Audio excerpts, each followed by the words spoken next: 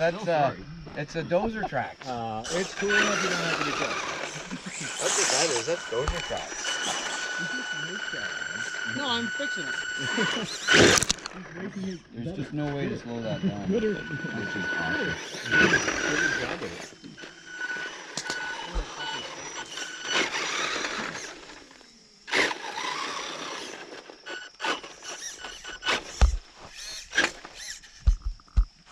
Yep. Okay, hang on. That's empty?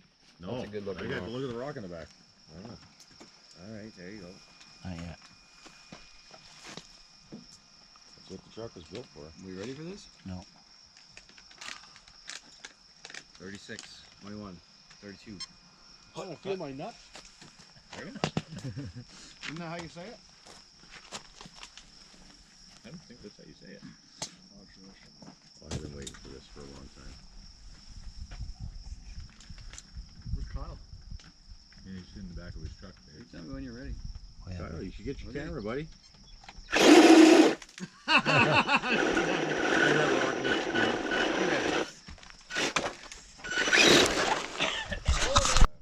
That heavy weight on the bumper too, eh? To drive those front tires in.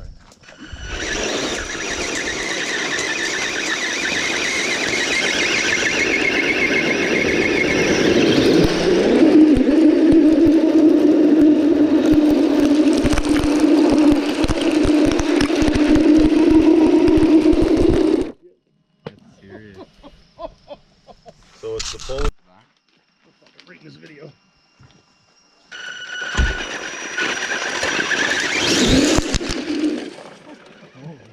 Yeah, it's got way more traction.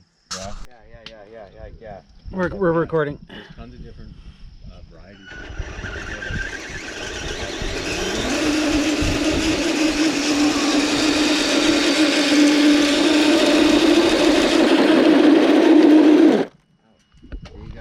That is awesome. Dude, that's fucking so much.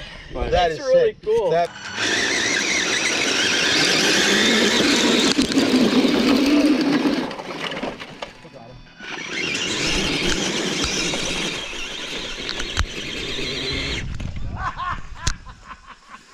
You want more?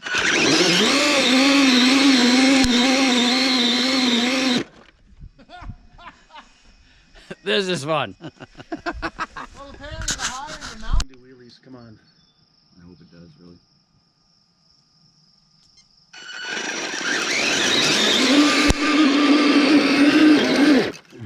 Yeah, that's gonna be sick. Yeah. I don't know if you ever tried that stuff, but you have to try it. I was never expecting that to be so much fun. And I learned a lot because you actually have to tune a lot of stuff. I'm going to take a minute just to go over what the setup is on the truck right now, and then we'll talk about that. Where I actually ended up putting the chains to get a full pull and then drag it through the grass. That was a serious traction aid. I'll talk about that. This truck used to be a crawler. This, if you followed the channel, this used to be called my Baja Blazer. This was one of the first CMAX trucks that I built, and it's a typical, it's a typical CMAX twin rail. It's got an LRT2 transmission and transfer case combo. These are 3D printed axle housings. If you didn't think they were strong, think again. And we're just gonna go over a little bit of the tech specs here so that you can kind of see what's going on, and I'll show you what's going on in the hood here as well. So this is a really straightforward CMAX build. There isn't a whole lot to go over here. It's got a few scale details and stuff, but basically it's the regular CMAX Leaf 66 chassis. And then on the LRT transmission, which of course is scale replica transmission, it's a single speed. The gear ratio here is 14.3 to 1. And then there's another 11% overdrive in the front. That's just regular Junfac drive shafts. There's nothing fancy about this truck at all. Leaf spring suspension in the front.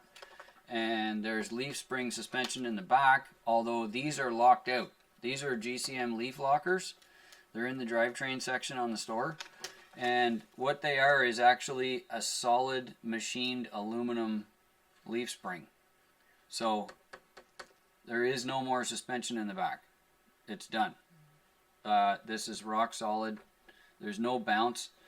If you want to just re-watch the video, then you can see it, because in the back of the truck it just plants and there is no suspension movement at all. The front wheels are following the terrain and stuff, but the back wheels do not, because they're locked out completely, totally, and there is no suspension travel. So that's the drivetrain.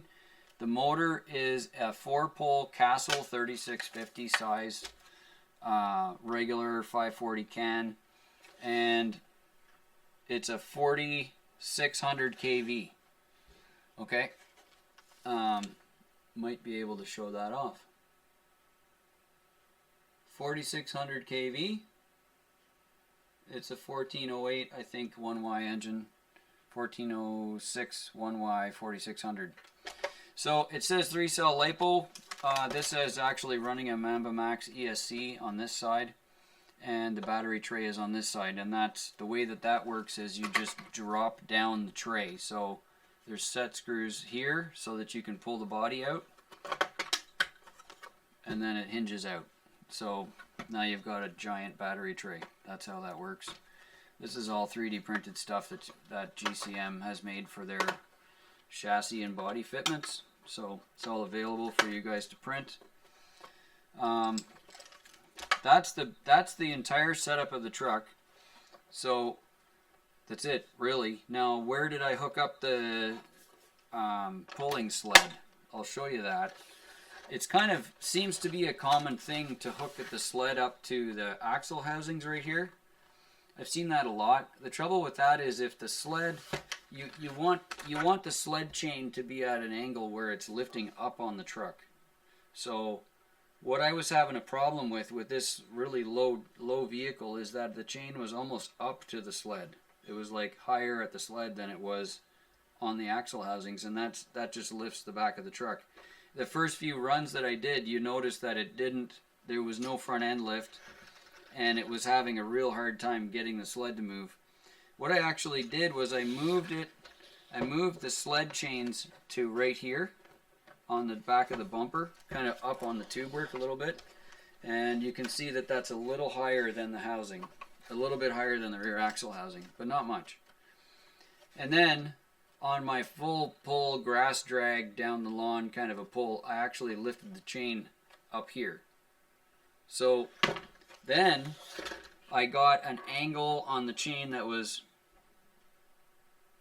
not too far from that, because it's off the ground about this far, so maybe a couple of degree rise on the chain. And then when you get the traction on, that pulls down. This thing starts to dig, right? And it drops down kind of below the ground, if you will, like it's digging. And then the chain almost levels out. So now you're just, oh man, the traction is insane. And I totally thought that these tires were just going to be junk. Because I actually had the chain in the wrong spot.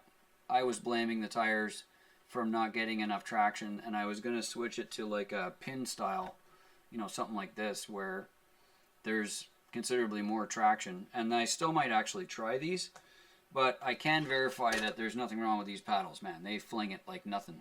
So it truly is a flinger. I'll give you one other tech tip and about the steering, and we'll talk about that for a second. So I've got the servo horn here set as the push rod as close to the center of the servo horn as I can.